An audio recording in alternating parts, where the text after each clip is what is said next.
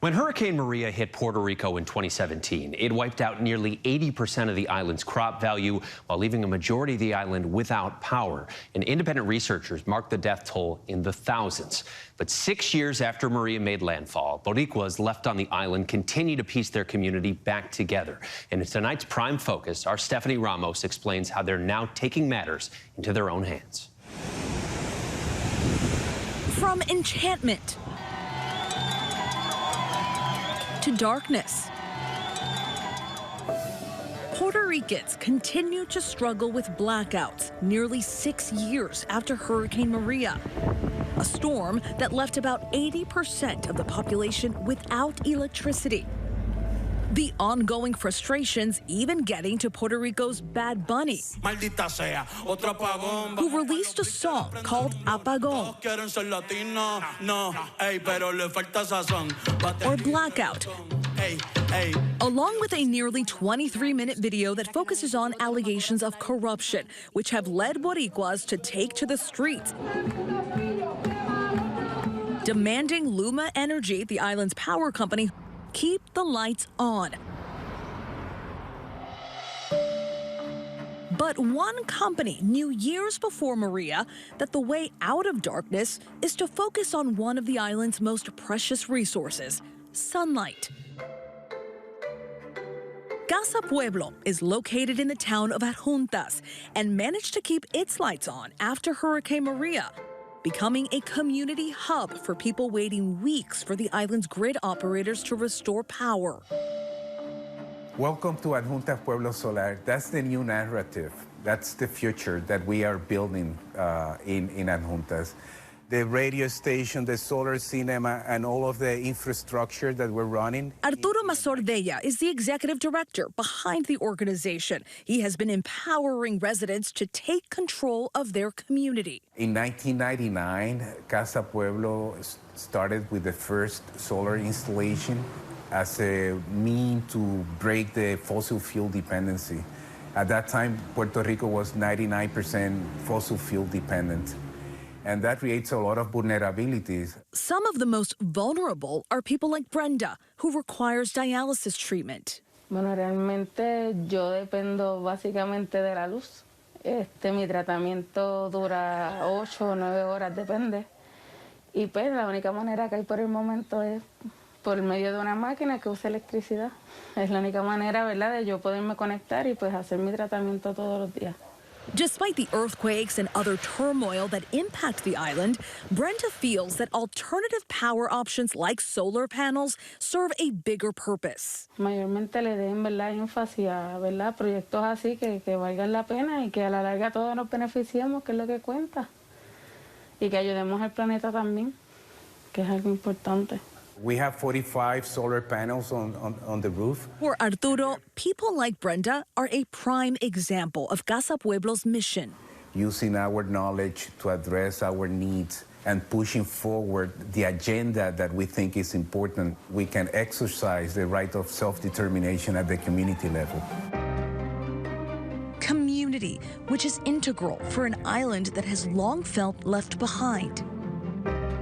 In between their back-and-forth battle for independence, their dominance by Spain, starting in the late 1400s, and then cession to the U.S., Puerto Rico really hasn't had an opportunity to fully govern itself for centuries.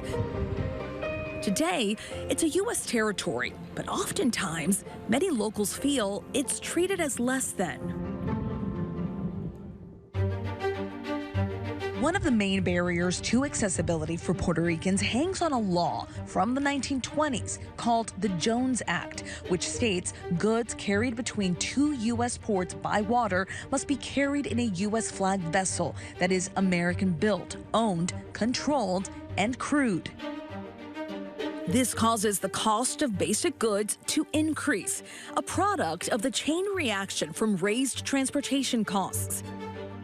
That more than 100-year-old law causing islanders to once again take matters into their own hands. That's where Puerto Rico's farm-to-table movement kicks in. We work a lot with educating people on the necessity of producing locally and the impact that that also have in our economy. Meet Efren Robles. This is amaranth. It's a super grain, just like quinoa. He is the co-founder of Frutos del Guacabo.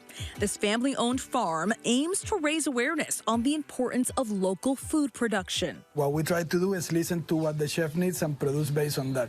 Things can be done here in Puerto Rico. Our farm is very different than other farms. It's very diversified. The main purpose of it is that people come and understand a little bit about what happens on a farm and how can they be a part of this local ecosystem.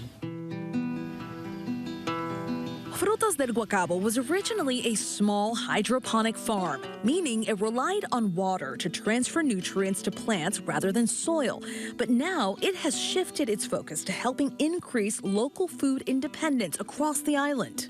Our biggest best-selling product is education. So as a first response, we need to produce food. He says that farming was one of the few good things to come after Hurricane Maria, which wiped out about 80% of the island's crop value, representing a $780 million loss in agricultural yields.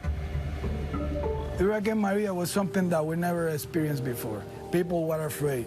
When we got here, finally, everything was damaged. Completely down, the animals were in the cave up there. And I was with my family, analyzing this moment.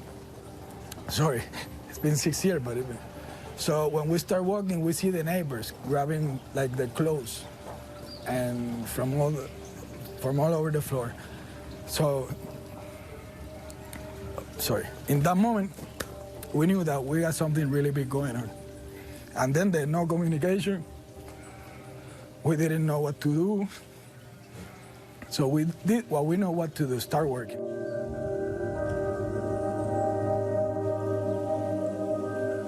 177 days after, I will never forget that day, we decided to start producing, start delivering again with whatever we have.